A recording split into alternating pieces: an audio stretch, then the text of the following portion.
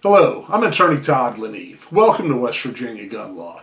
Today's January 1st, 2025, and I want to wish you all a Happy New Year. It's been a while since I've had a new video out, and I found an interesting survey here that I thought I'd come in today and make a quick video for you about to share with you the actual hatred that the anti-gun crowd has towards individuals and states that support the Second Amendment. Stick around.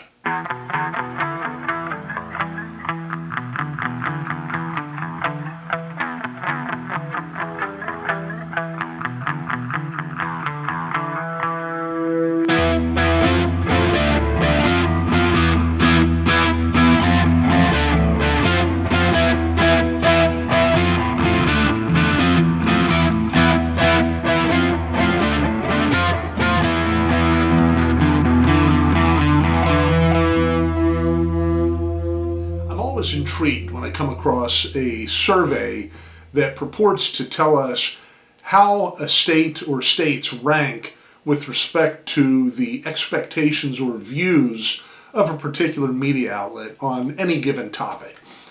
For me in particular, it's entertaining when it relates to firearms issues, and I was perusing the internet today and came across the well-established and highly reputable website 24/7 Wall Street that has put out a survey of all states in the U.S. with respect to how they stack up grade-wise on their firearms laws. So, unfortunately, West Virginia, we got an F. In particular, this outlet focuses on things like background checks, gun owner licensing, extreme risk protection orders, etc., in determining that they find our gun laws to be weak here in West Virginia.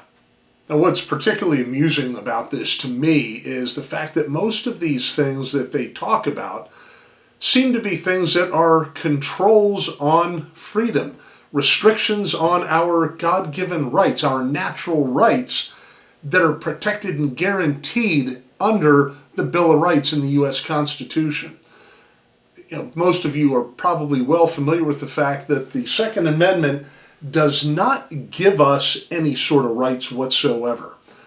Rather, the Second Amendment is designed to say to the government, these rights with respect to firearms are naturally existing rights for citizens of this country, and you as the government need to stay out. You have no right to infringe on our gun rights. And so this survey by 24/7 Wall Street talks about, hey, we don't have gun owner licensing requirements. Well, what's that? Okay, I've got to go get a dog tag of my own that says, oh, I'm allowed to own a gun. There are, in fact, a number of states that require gun owners to get a license that allows them to buy a gun, to possess a gun. We're not one of them. They say that we don't have extreme risk protection laws. Those are red flag laws. No, of course we don't, because red flag laws are grossly violative of individual rights. What's West Virginia have instead that they, seem to casually and conveniently overlook? We have mental hygiene laws that say if a person presents a risk of danger to themselves or others, that they may be brought involuntarily into a mental hygiene hearing, a hearing to determine their mental fitness to remain free. But at that hearing, they're entitled to counsel, they're entitled to be represented, and they're entitled to have an actual hearing. And if the hearing doesn't go the way they want, they have a right to appeal that hearing. Under red flag laws, there's absolutely no right to a hearing right out of the gate. Police can be simply told, hey, that guy's a danger. He's got guns. He's going to hurt somebody. They can come to your home. They can take your firearms. And then later, you may have a hearing and determines whether or not you get your guns back. But we don't do that here. Why? Because it's a violation of constitutional principles to just take somebody's firearms away. It's an infringement. So this survey goes on. One of the points that you'll see if you go back and look at that graphic, they talk about the fact that there are no requirements for concealed carry licensing. That's absolutely not true. If you want to have a concealed handgun license, you have to take a class. You have to demonstrate proficiency in a test. You have to demonstrate proficiency with a firearm with actual live fire exercises. And I think what they're really pointing at here is the fact that we are a constitutional carry state. And of course, the idea that something would be a constitutional right, a natural right, such as the right to possess firearms, is an absolute affront to the anti-gun crowd.